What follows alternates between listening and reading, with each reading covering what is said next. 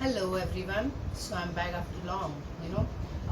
My last videos were about what is self-confidence, how self-confidence can be helpful. Then also I uploaded a video on nothing is impossible, and I gave little introduction or information about what is life skill.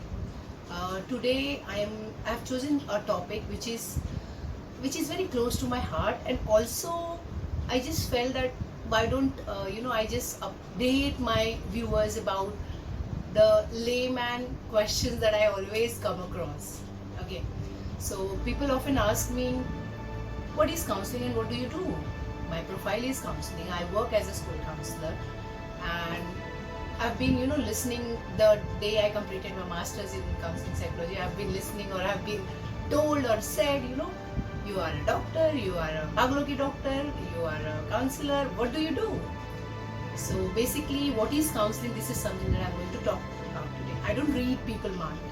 Okay, I don't read people's mind. I generally, the profile, basically we get skilled about understanding the behavior of a person around. Okay, and that's how then we get into the process of counseling. What is counseling? So before I get into the conclusion, rather, let's understand what is counseling.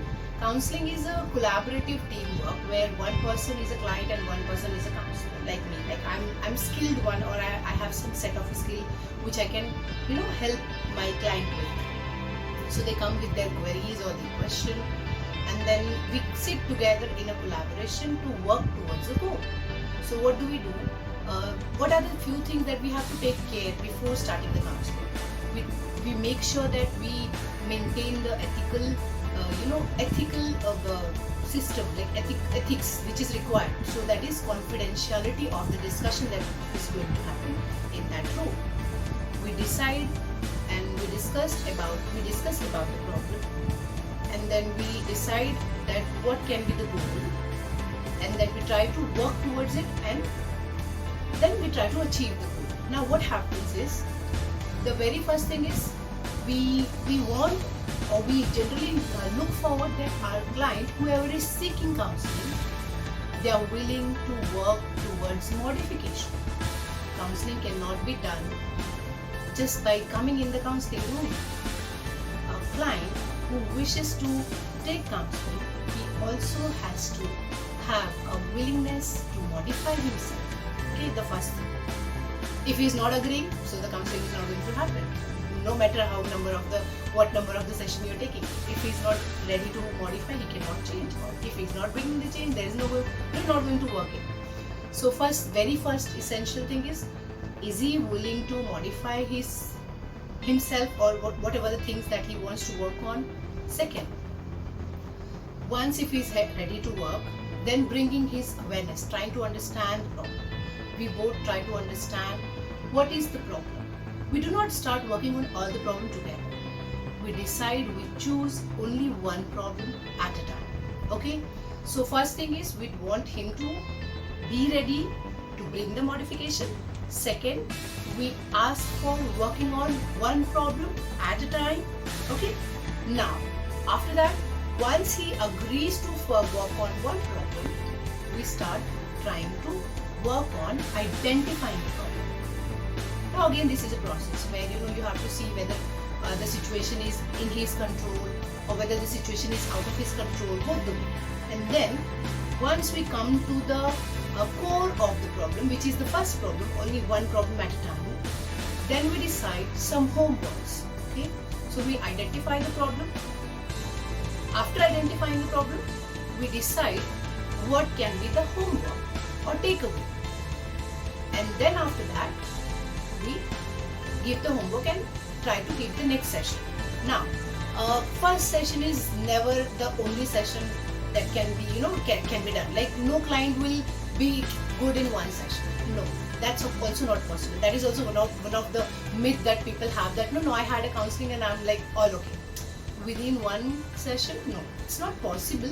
Generally, if you don't know the client, you need a time to understand the client. You need to understand the history of the client, and then you start with the identifying problem, which is again a process. Okay, so I don't think that within 60 minutes a person can do everything. No, not possible.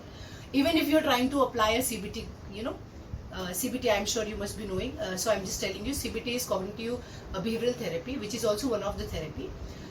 So we cannot also apply, the very short effective therapy, which is CBT, in one go. We need to have at least 6 sessions, which is longest, or minimum session at least 3 to 4.